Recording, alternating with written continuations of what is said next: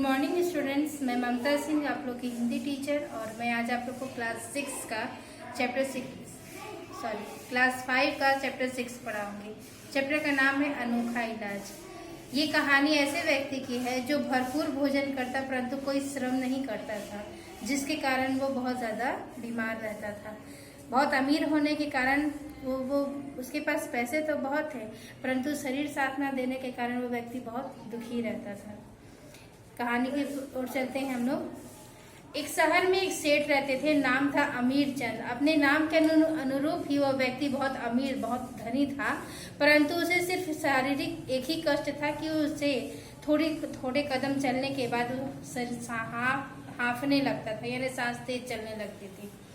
उसने बहुत डॉक्टरों से अपना इलाज कराया, बहुत सारे वैद्य को दिखाया, हकीम को दिखाया, परंतु उसकी बीमारी ठीक नहीं हुई। उसने सारे शहर में ये ढिंढोरा पिटवाया कि जो उसे ठीक कर देगा वो उसे मकबूल यानी बहुत ज्यादा धन देंगे।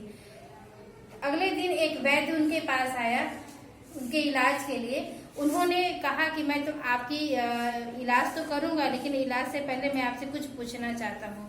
तो अमीर चंद ने कहा कि हाँ पूछिए, मैं आपको सारी बातें बताऊंगा। अमीर चंद ने उसने व्यक्ति ने कहा कि आप नाम से तो अमीर चंद है, लेकिन लगता कि कुछ खाते पीते ठीक से नहीं है, तभी तो आप इतने बीमार हैं। तो अमीर चंद को ये बात पर बहुत गुस्सा आया। क्रोधित होकर वो बोले कि खाता पीता नहीं हूँ, अरे मेरे जैसा भोजन तो कोई करता होगा। तो सुबह नाश्ते में आप क्या खाते हैं? तो उसने कहा बस 8-10 कचौरियाँ खाता हूँ, 8-10 पकौड़े खाता हूँ, 1 लोटा दूध पीता हूँ, कुछ मेवे और 1 कटोरा खीर खाता हूँ। इतना सुनते ही वैद्य ने कहा, इतना सुनकर तो मेरे मुंह में पानी आ गया। तो आपका तो दोपहर और शाम का भोजन इससे 2 गुना 3 गुना होगा। तो बिल्कुल होगा, क्योंकि मुझे पूरी पकवान और पूरी पराठों से बहुत अच्छा लगता है और इसके बिना मैं भोजन ही नहीं कर पाता। छाली और मेवा मिठाई के बिना तो मेरा भोजन कभी पूरा ही नहीं होता। तो वैद्य ने कहा अच्छा ठीक है, मैंने आपकी खुराकी जान ली, लेकिन आपका इलाज करूंगा, लेकिन मेरा एक शर्त है। अमीर चंद अपने बीमार शरीर के इलाज के लिए वह हर शर्त के लिए तैयार था। वो तैयार हो गया। उसने कहा ठीक है, मैं आपकी सब शर्त मानूंगा। वैद्य ने कहा मैं आपका इलाज तो करूंगा, लेकिन यहाँ नहीं, सुदूर दूसरे जगह जाकर। वो ठीक हो गए, मान गए। दूसरे दिन वैद्य ने अमीर चंद को अपने दूसरे मकान पर चलने को कहा और कहा कि पैदल ही चलते हैं, कुछ ही दूरी पर तो है। लेकिन अमीर चंद वो जानता था कि थोड़ी कदम चलने के बाद ही वो हाँफने लगेगा, इसलिए उसने बहाना मारते हुए कहा अरे 5-6 गाड़ियां हैं, वो किस दिन काम आएगा, बस 5 मिनट में पहुंच जाएंगे, हम अपनी गाड़ी से ही क्यों न चले जो पैदल हाँफते हुए चलेंगे। और गाड़ी से वो उस जगह पर पहुंच गए। वैद्य जैसे ही गाड़ी से नीचे उतरा, उसने ड्राइवर से कहा तुम ठीक 2 घंटे के बाद सेठ जी को लेने इसी जगह वापिस आ जाना और तुम अब यहाँ से चले जाओ।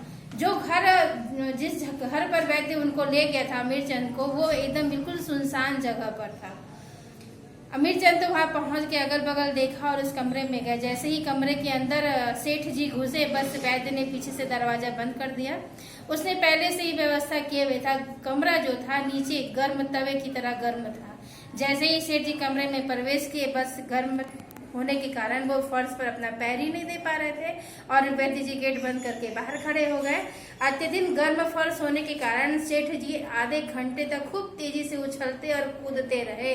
अत्यधिक भारी शरीर होने के कारण उस वक्त अगर कोई उनको देखता इस तरह से उछलते कूदते तो बिना हंसे रह नहीं पाता। बच्चों के लिए तो ये अच्छा मस्खरा हो जाता, परंतु सेठ जी इतनी अनेक गालियां बकते रहे वैद्य को और उछलते कूदते रहे। आधे घंटे के बाद जो फर्श है वो धीरे धीरे ठंडा होने लगा और वैद्य जी भी शांत होने लगे। लेकिन जैसे ही 1 घंटे के बाद वैद्य ने दरवाजा खोला, सेठ जी गालियां बकते हुए बाहर निकले, लेकिन वैद्य बेचारा चुपचाप शांत और गंभीर बना रहा। जैसे ही सेठ जी ने उनसे कहा कि तुमने ऐसा क्यों किया, उसने कहा ये मेरे इलाज करने का अनोखा तरीका है। इसके बाद उस वैद्य ने कहा कि देखिए आप भोजन तो भरपूर करते हैं, लेकिन शारीरिक श्रम नहीं करते हैं। कमरा बंद होने के कारण आधे घंटे तक लगातार आप उछलते कूदते रहे और आपका पूरा शरीर पसीने से लथपथ हो गया है। ये एक अच्छा व्यायाम आपके लिए, आप ऐसे तो व्यायाम करते नहीं, अब तो मजबूरन में ही ना आपसे करवाया जाएगा। बेचारे सेठ जी कुछ कह न सके, लेकिन मन ही मन गालियां बकते उस दिन घर चले गए। लेकिन रोज धीरे धीरे थोड़ा श्रम करते रहने से वो ठीक होने लगे और कुछ ही दिनों में वो पूर्णतया स्वस्थ हो गया। अब उनके दिमाग में ये बात आ गई कि भोजन के साथ साथ शारीरिक श्रम कितना महत्वपूर्ण है। अब वो वैद्य जी को गालियां नहीं बकते थे, बल्कि मन ही मन बहुत प्रशंसा करते और लोगों से भी उनकी प्रशंसा किया करते थे कि वैद्य बहुत अच्छा और इलाज का तरीका भी बहुत अनोखा है।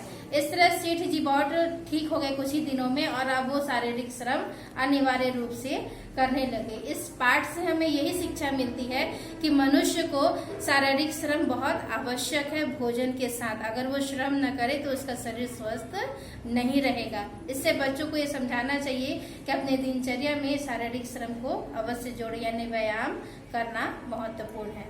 इस चैप्टर को आप पढ़िए, इसके पीछे जो दिया हुआ है क्वेश्चन आंसर, जो ऑब्जेक्टिव दिया हुआ है उसे भरने का प्रयास करिए और क्वेश्चन आंसर बनाने का प्रयास करिए। Thank you.